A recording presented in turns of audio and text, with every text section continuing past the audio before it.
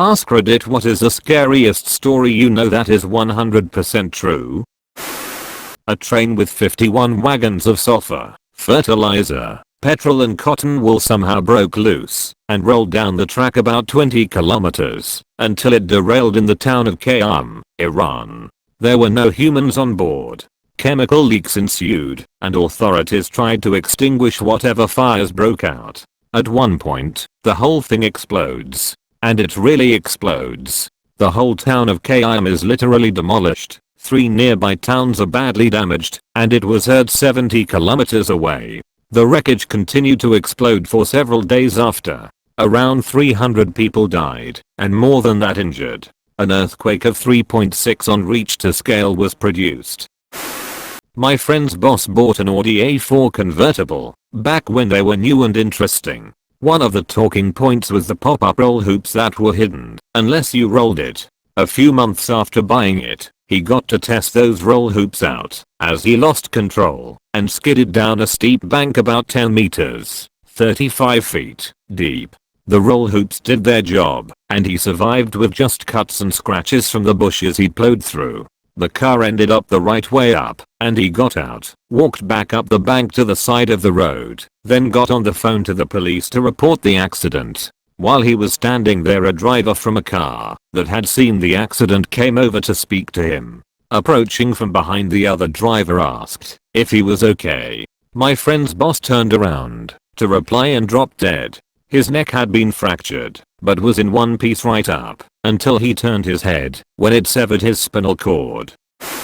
Artemis Pyle, the drummer from Lynyrd Skynyrd, survived a plane crash and walked to a nearby house, only to be shot by the homie Arwana. The homie Arwana saw a bloody long-haired man and winged him. Pyle survived that as well and made a full recovery. One night my son, 20 at the time, was brought home full down drunk by his buddy James. About a year later, James got another friend drunk, checked them into a hotel, killed, dismembered and ate some of him. A female friend in college disappeared from a party at another university in the city town 25-ish miles north of our school. She had arrived with another friend who I believe had driven. At some point she split off to play cornhole or something and was later inexplicably gone. Phone calls went to voicemail. Police were called, but she was simply missing.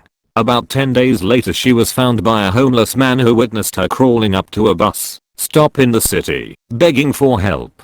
She had broken a leg and an arm, and was in very bad shape. Ed Kemper murdered college women because his mother worked at a college, and he claims he wanted to destroy everything she loved. Then, he murdered his mother and decapitated her, raped her head and her body, set her head on a shelf, and screamed at it for hours. That is the part that terrifies me. Then he murdered her best friend, and turned himself in. Relaying the whole story in detail, crying, "Edit, it hurts because I'm not a lizard. I didn't crawl out from under a rock. I came from my mother's vagina." And in a rage, I went right back in. Ed Kemper quote from a police interview. When my aunt was about 16, she was working at a grocery store and had a boss in his mid-20s. One day he called the house and was begging her to sneak out and hang out with him.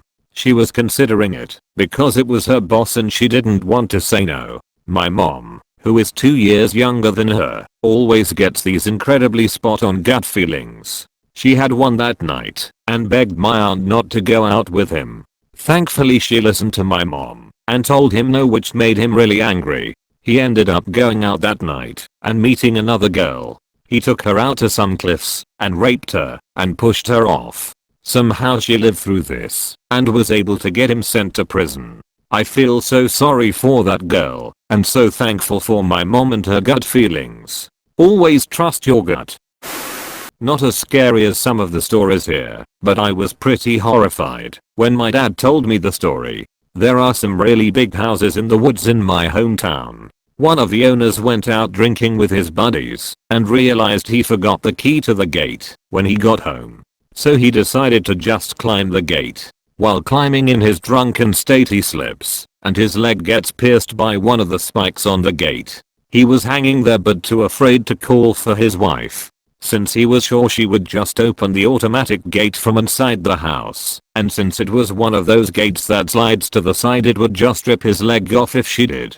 He was hanging there the entire night until his wife woke up, saw him and called the fire department. My dad, who is one of the firefighters that showed up, said they had to saw off the spike to get him off. Just imagine hanging from your own gate all night not being able to call for help. This is from South Africa. The woman is called Alison Botha, and she was abducted, raped and then choked until she blacked out.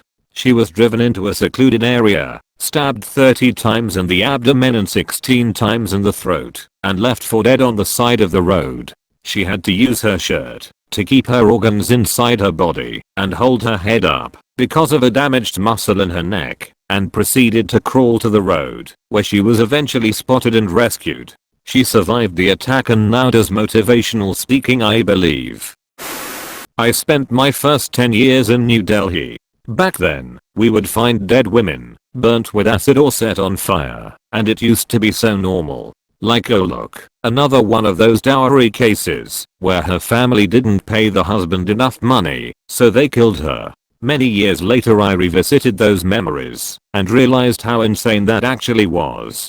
I'd totally forgotten about all that. The driver, one of the semis we took in on trade, died in the truck. The sleeping area is a bunk with a mattress that can be flipped up, and under it is a seat and a table. So during the day it's a dinner setup, and at night, you pull a lever and pull the bunk down to sleep.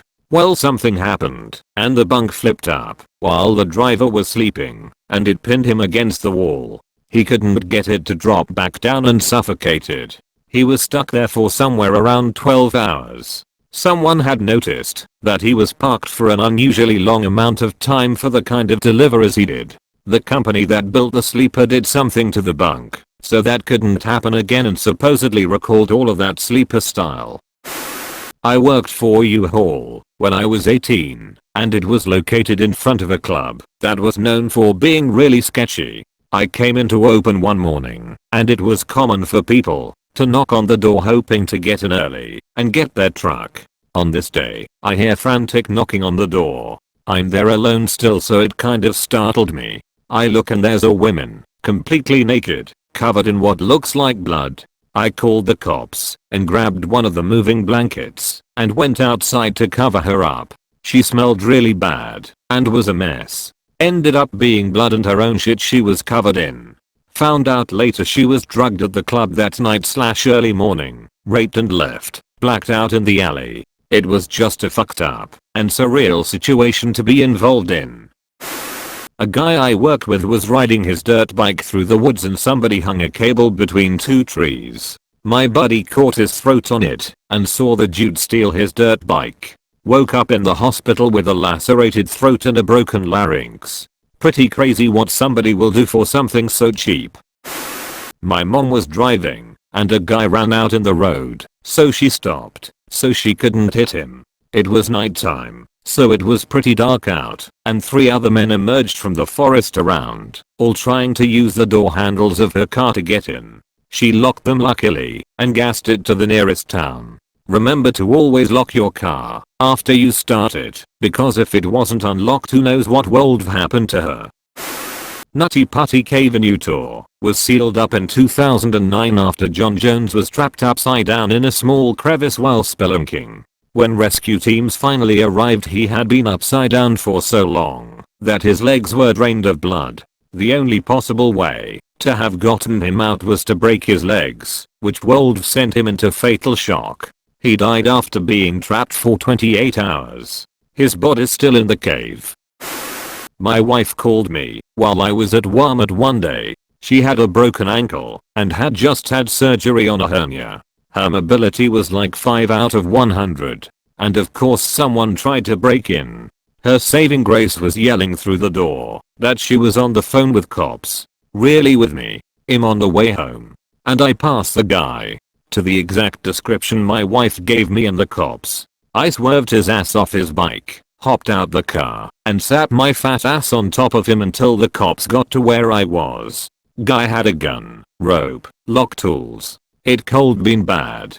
Luckily though he ran. and with even more luck we crossed paths. He cold went anywhere when he left my yard, but he came straight towards the Walmart I was leaving. That was about 3 minutes away.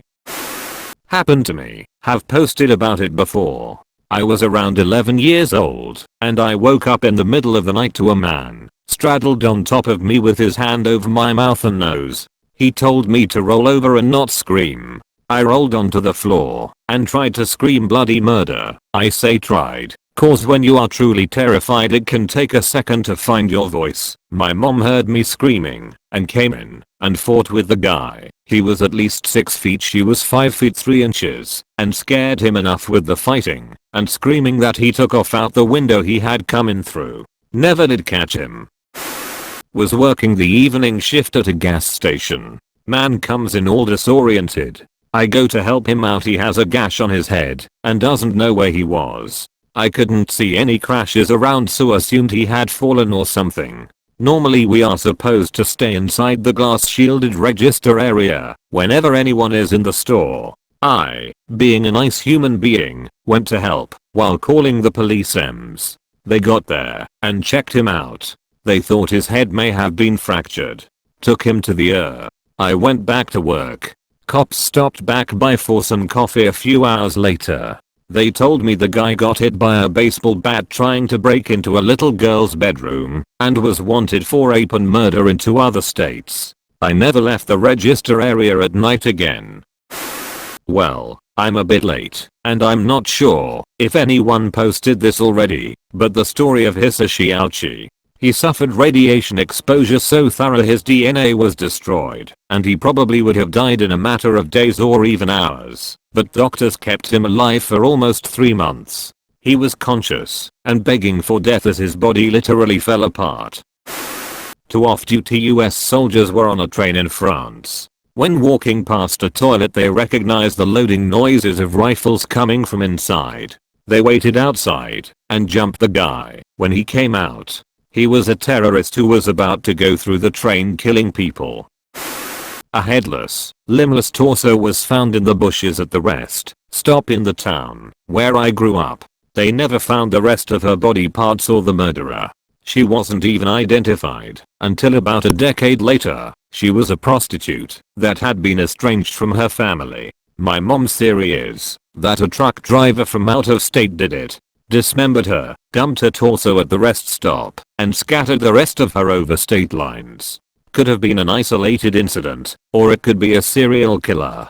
We might not ever know. One of my friends had someone following her home, hiding in the bushes, so they couldn't be seen. She booked it to her house, got inside, and he was watching the house from the outside. She called the cops. They come along quietly, and got the jump on him.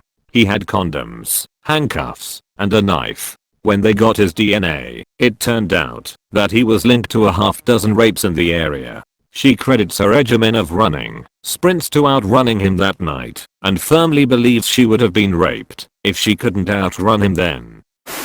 This same thing literally happened to my mom when I was 15. She drove her car off a cliff, hiked a mountain, and was found on the side of the road with no memory of any part of her life, but swore up and down that her name was Moody_Cutie, her daughter's actual name. She lost her total memory for 3 months, and then one day in the shower it all came rushing back. My mom went to school with a guy who raped and murdered a few girls in her town. When they finally caught the guy they found a list he had made of his targets. My mom was next on the list. Thanks for watching. Like and subscribe my channel. Share your thoughts in comments.